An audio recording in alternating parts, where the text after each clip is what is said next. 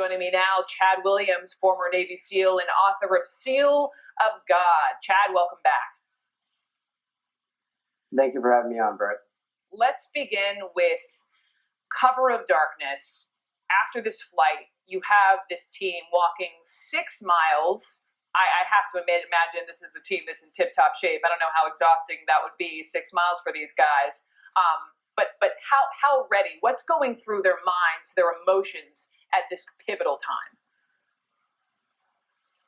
Well, they want to be as concealed as possible. Obviously, the element of surprise is by far the most important factor when trying to pull off one of these most dangerous and difficult operations of rescuing a hostage. And yeah, they are in top-tip physical shape. Most of these guys are covering at least these 6 miles with 75 pounds plus of gear on them. I remember when I was in Iraq, I weighed in 105 extra pounds. But it's a very difficult thing to approach a place like this when it's on their home turf, and they're probably anticipating our forces coming. And so, yeah, they've got animals that have that set off an early warning system, and the gunfight ensues. But that's the thing. So your whole point about element of surprise is key. So once that's blown, when their cover is blown, they have to, I imagine, are training, okay, plans B, C, and D if that happens. What's the strategy then? Move forward as quickly as you possibly can. You want to try to get to that hostage as fast as possible once your cover is blown. And you do what you've been trained for. These guys are trained to use deadly force. They're the highest trained individuals. And, they didn't get the hostages in time. They failed, but they failed trying. They failed trying valiantly.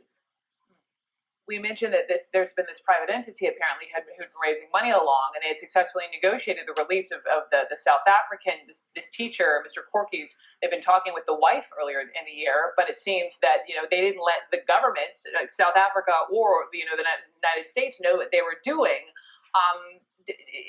There is this whole. This is a huge no-no. It's certain governments, such as the United States, don't pay ransom. Do you agree with that premise? Absolutely, we should not pay ransoms. They're going to try and bully us, and what we're not going to pull out of our pockets is our freedom, our liberty. The saying that they may take our lives, but they'll never take our freedom. We're going to fight for our right to live freely here in the U.S. And it's not like we're not willing to pay anything at all. What determines the value of something is how much somebody is prepared to pay for it. And we have determined the value of these hostages by our willingness to pay the highest price we can possibly pay, a currency that the enemy doesn't really want, our blood. We've got men that are willing to lay down their lives for the sake of this freedom. So it's not like we've given up on those who are taken hostage. What about, though, Chad? It's the greatest act of love, greater love. What about more coordination, though, between, and I understand, listen, a lot of these details are highly, highly secretive of these different raids, but you hear from some of these families, and they're frustrated with different governments for not being kept in the loop. Should the families get any kind of warning that this is about to happen to save their loved ones? I don't think that would be in the best interest of their loved ones, because you never know where the leak could take place. We're dealing with top secret information, and only those that have that top secret clearance should have that information. But again, we're trying the very best we can. It's been said that greater love has no one than this, the one that lays down his life for his friends. That's what every single one of these soldiers is willing to do, to lay down their lives for the sake of these men. They're going to pay the highest price they could possibly pay to get to them. Chad Williams, thank you, and as always, thank you for your service. Appreciate you, sir.